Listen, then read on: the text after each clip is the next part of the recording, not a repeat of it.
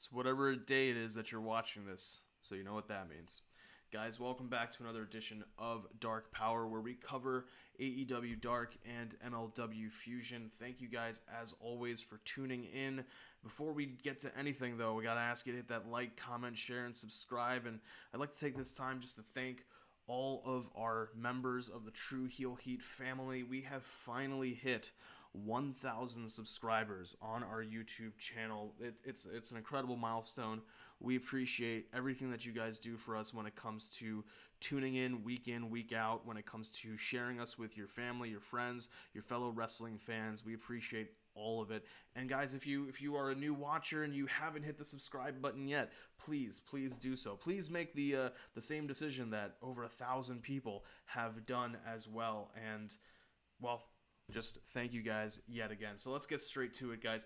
This episode of AEW Dark, not too much to write home about. A couple things that stood out. The opening match was a six-man tag match. That the match itself wasn't that great, but we were talking last week about what it is with this push that seems to be happening for Nick Comoroto, right?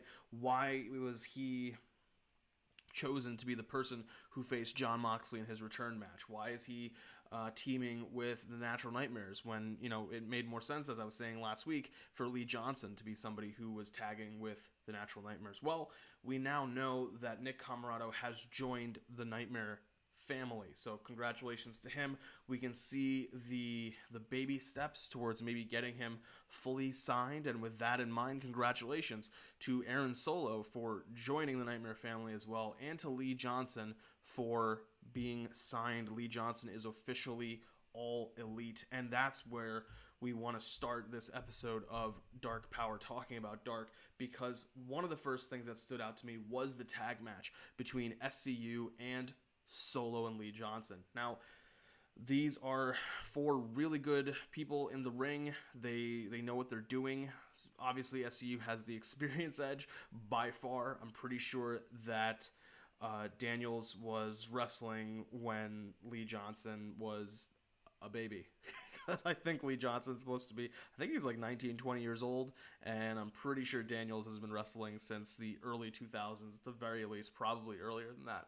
So, Daniels has forgotten more than than Lee Johnson and Aaron Solo have probably learned, but that's the nature of the game, and that's part of the reason why this storyline is happening even with SCU, that they've done so much together, Kazarian and Daniels, and they're trying to get back into the hunt. They're trying to get over the hump, but they need to be able to keep their winning ways up, because Kazarian threw that gauntlet down. He said, the next time we lose as a tag team, we are done. Now, I originally thought, and I think I stated this on an older episode of Dark, that we would be seeing maybe a build towards Revolution, where it would be the Bucks defending the tag titles against SCU. They were going to have their Ric Flair WrestleMania moment against Shawn Michaels. They would, go their separate ways as a tag team, and we would, see what happens. I doubt there'd be a feud, but Kazarian would be able to be the single star, and Daniels would be able to fully transition to that behind the scenes guy that he is, since he is the head of talent relations for AEW. Now, that did not happen. However, maybe Double or Nothing. Maybe we'll see that at Double or Nothing. It'd be really interesting if they stretched this out until All Out, because All Out, of course, is their WrestleMania. It is their biggest pay-per-view of the year, and I think we'd have a crowd maybe by then, September, end of August. Maybe they'd be able to have more people at Daly's Place or wherever they may be at that point in time. Maybe that's what we'll see. But either way, this was a really good match, a longer match than you normally see on Dark. It went a little over 11 minutes. One of the next things that stood out to me was the much more appropriate length for Dark match between Pac and VSK, of about 4 minutes long here, but they filled in a lot with it. Pac continuing to look dominant during his return when he is here from England. I don't know exactly what the situation is going to be going forward when it comes to his travel arrangements, considering COVID, quarantining, and all that kind of fun stuff. But, I mean, getting him to stay here requires, on a more permanent basis, requires some kind of visa. So I don't know. We'll have to see. We'll have to see what happens with that. Another match that stood out to me was Ty Conti versus Alex Gracia. This was a nice one, short, to the point, continuing Ty Conti's dominant streak. She's moving up the rankings. I think she'll be somebody who goes far, hopefully, in that World Title Eliminator Tournament. And maybe we will see her one day challenging for the AEW Women's Championship against Shida, or assuming she doesn't make it all the way through the tournament, against whoever is the person who takes the title from Shida. One of the next things that I really liked about this show were the final two matches of Red Velvet defeating Diamante. They're keeping Red Velvet strong as they continue to move to that Revolution match, with her teaming with Cody up against Shaq and Jade Cargill. Shaq being a name that I never thought I'd really be saying on a review show for wrestling, but here we are in 2021, right? But as it stands, Red Velvet is a pretty good stand-in for Brandy Rhodes. Obviously, she doesn't have the familial connection to Cody that Brandy has, but one could argue that Red Velvet's probably a little bit better in ring than Brandy. In-ring work has never really been her forte. Great promos, great character, great presence, but the in-ring work has not always been there for Brandy, whereas Red Velvet, that's kind of been her... I guess bread and butter would feel weird to say, but you kind of want to make some kind of baking reference, right? But it's not bread and butter. I don't know. It's been her cake dough. Her cupcake dough. We'll go with that. And finally, in the main event, the Joey Janela versus Jack Evans match, really good. 9 minutes long, back and forth. I liked it. There was just that sense of, yeah, Janela's going to win, but this is just good to have AEW contracted talent, and to just know that we're going to get Janela versus Darby Allin for that TNT Championship the very next night on Dynamite, a really big thing. Just good choices to have him up against a AEW contracted talent to just make the win feel more, or make it feel bigger than just a win on Dark. One other thing that stood out to me, we didn't have a waiting room segment this week, but we did have a little music video bit sketch with the Acclaimed, and that was really good, making fun of the Inner Circle ahead of their match on Dynamite with Max and Y2J. So look, that was a pretty good segment to just get the heat between the two teams over more, to be like, yes, you got to do promo, right? You got to do promo for matches. That was one of the things that stood out to me about last week before Beach Break, where they had a waiting room segment and then cut immediately to a Thunder Rosa match without Britt really talking about the fact that she was going to be facing Thunder Rosa. It just, I don't know, something about that felt off. This is a smart move to continue to keep the focus on what is happening with the Inner Circle and the Acclaimed. But if we're talking about keeping the focus on things, then we really need to talk about what's going on with MLW.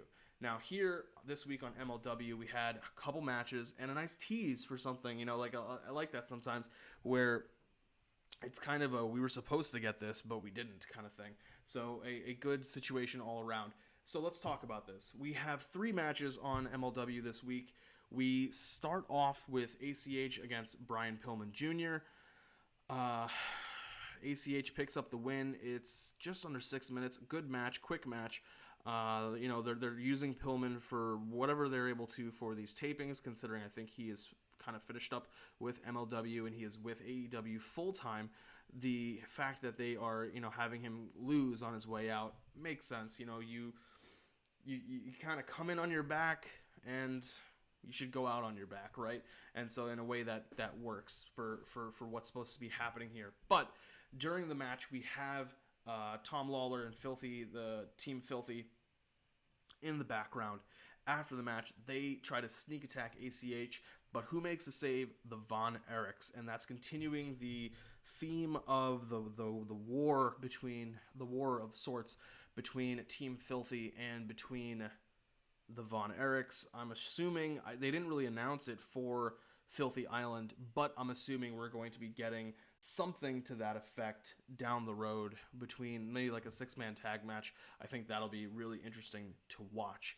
We do get some updates throughout the show on what happened with the Backley Brawl match from last week. Now, this was a little weird because they said they haven't seen Kruger, but they know that Hammerstone has a concussion. Now, this feels weird for a number of reasons. This feels weird because this feels weird just because how did they find out? How did they find out that Hammerstone has a concussion, but they can't find Kruger? But how did they find Hammerstone? They didn't explain how they found Hammerstone. They're just like, oh, and Hammerstone has a concussion. Well, how did he escape? The last thing we saw was Kruger dragging him away, and we thought that, thought that it was going to continue this week or something was going to happen, but they just kind of brushed over the facts. So I was like, okay, I was already a little down on that segment to begin with, and that just kind of killed it even more for me. But I don't know, like, maybe we'll get a wicked cool dark promo video from Contra Unit, and I'll just be like, oh well, it's Contra Unit, it's fine, all right, whatever. But I don't know, something about that just felt off. We also got a interview video with. Let me back up first. There was a promo video from Selena De La Renta talking about what's going to be happening with Savio Vega, and he's going to be in an Aztec Jungle Warfare match against Mil Muertes next week during Filthy Island. This is continuing the storyline that's happening with everything that's going on with the new owner or owners of her promotion, and the fact that they are evoking or directly channeling Lucha Underground. So that'll be something to pay attention to next week when we have Filthy Island. They gave us some of the Filthy Island matches. A couple of them kind of stood out to me. The most important one that stood out to me is going to be that King Mo low-key, no-holds-barred brawl that they're going to have. These are two, I guess, more legit people than Kruger and Hammerstone. Not to take anything away from Hammerstone, because I've seen him on NWA, the UWN, the Primetime Live. I've seen him there a lot, so not to take anything away from him. But I mean, King Mo is a former or current MMA fighter. Low-key just has that gravitas about him. There is a clear history here that we know, that we can see, and I think that match is really going to be a standout match for Filthy Island. Hopefully they do not let me down, because I did have some big expectations, I guess, for the Backley Brawl match, but I'm learning now with MLW to kind of temper those a little bit. But anyway, so because she talks about that with Savio Vega, Alicia Atout has a interview with Holiday. That's where I was going earlier, and so they're talking, going back and forth about the controversy surrounding that strap match with Vega, and he cuts her off, and he's just like, well, you'll be talking to my lawyer/father about the impertinence, about the questions that you've been asking me. Good heel work there, liked that. The second match of the night is Calvin Tankman defeating Zenshi. This was a interesting match because Tankman has that. Well, I mean, it's in the name. He's a tank, right? So he's got that presence to him. He looks like he's a guy who's supposed to do what he does, and he does it very well. So that's really all I can really say about Calvin Tankman. He does what he's supposed to do. He's like a light rate version of Shane Taylor in that sense, right? Shane Taylor, just huge size, colossal power. Calvin Tankman does that as well. He is MLW Shane Taylor. And Zenshi finds that out this week when he tries really, really hard to pick up the win. But Tankman is not here for it whatsoever. Now, the tease of a match that was supposed to happen but didn't happen, but kind of then makes you feel like, oh, there were supposed to be 4 matches in the card, is that Injustice was coming out for a match. They get sucker attacked by Contra Unit, by Jacob Fatu. There's a bit of a brawl with Fatu and other members of Contra Unit. Injustice holds the ring, and we kind of get this feeling that we were supposed to get something, but it just continues that physicality. It continues that war that's going on between Contra Unit and Injustice. We have 3 really big storylines happening on MLW. We have Contra Unit versus Injustice. We have Filthy versus Von Erichs, and we have whatever the hell's going on with Selena De La Renta and how they are bringing Lucha Underground into the MLW Fusion world, which leads us to the main event. Now, I was kind of looking forward to this match. I've seen Laredo Kid live. I've never seen Lio Rush live, but everything about this match screams interesting to me. Everything about this. Having a championship match in general, big. Having a even if it was a non-title champion versus champion match, big. Having a championship match that is title for title, epic. Having title for title when it's two different promotions, even more epic. So this, and it happens to be in the Cruiserweight division? Let's go. So this had some really big expectations for me, and I want to say for the most part, they delivered. This was it's a standout match of the show. I don't know if I'd say it was the match of Dark Powerrr. Maybe that, I probably might go to the SCU Solo Johnson match. But definitely get a chance to check, if you get a chance, check this one out. This was a really good match that showed a good storyline of Laredo Kid trying to come in there to prove himself. Lio Rush being the cocky kind of guy who, once he gets punched in the mouth, is like, oh shit, what's going on? Let me change up the game plan. Let me move around. Let me, get out of the ring, do what I need to do. Before he gets punched in the mouth, I'm not literally punched in the mouth. I think it was a different move. But before he realizes that Laredo Kid is here and not for games, he's dancing around the ring, just bouncing off the ropes and then just suddenly shifting and bouncing off another ropes so that Laredo Kid can't grab him.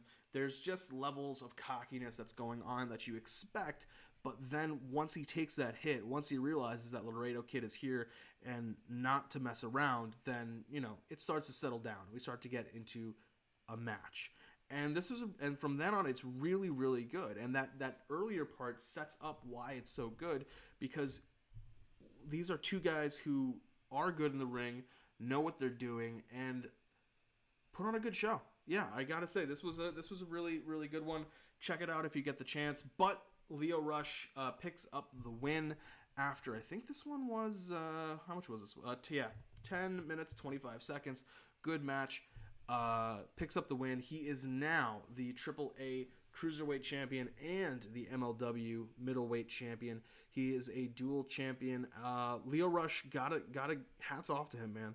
He has been making the most out of his departure from WWE. He appeared on UWN Primetime Live. He has appeared for MLW. Maybe he'll be doing something with AAA down the road. He's popped up on different indies. He has been doing interviews, working on his music. Like, for somebody who maybe not all of us, but like some of us were like, wow, what's he gonna do, in that sense of he got kind of cut from WWE in a surprising way. He's done a lot. And I gotta say, kudos to him. Hats off to him. I'm interested to see where they go with it. I'm interested to see if Laredo Kid gets a rematch, how they're going to continue to build out the storyline of what Lio Rush is doing. MLW doesn't have the craziest of rosters, though. So this will be interesting to see how they determine his next challenger, because you would think it could be somebody like maybe Jordan Oliver or Myron Reed, but they're focused on Contra. Maybe one of the Von Erichs, but they're not a middleweight. So who knows? That's going to be part of what makes this interesting. Who are they going to be bringing people in to work programs with him? Short-term feuds, short-term programs with him. Will they kind of just be one-offs? We'll have to see. But I'm looking forward to seeing how they do it and just how they work everything out. But guys, our time this week has drawing to a close. It's been wonderful as always to have you with me, and I'll be seeing you guys next week. We have Filthy Island to talk about. That'll be interesting. And another episode of AEW Dark. As somebody who was originally from Florida in these wintry, blustery times, maybe we'll all feel a little bit warmer as we watch Filthy Island and we watch Dark Powerrr together. But thank you guys once again. Until next time, stay safe, take care of yourselves, take care of each other, and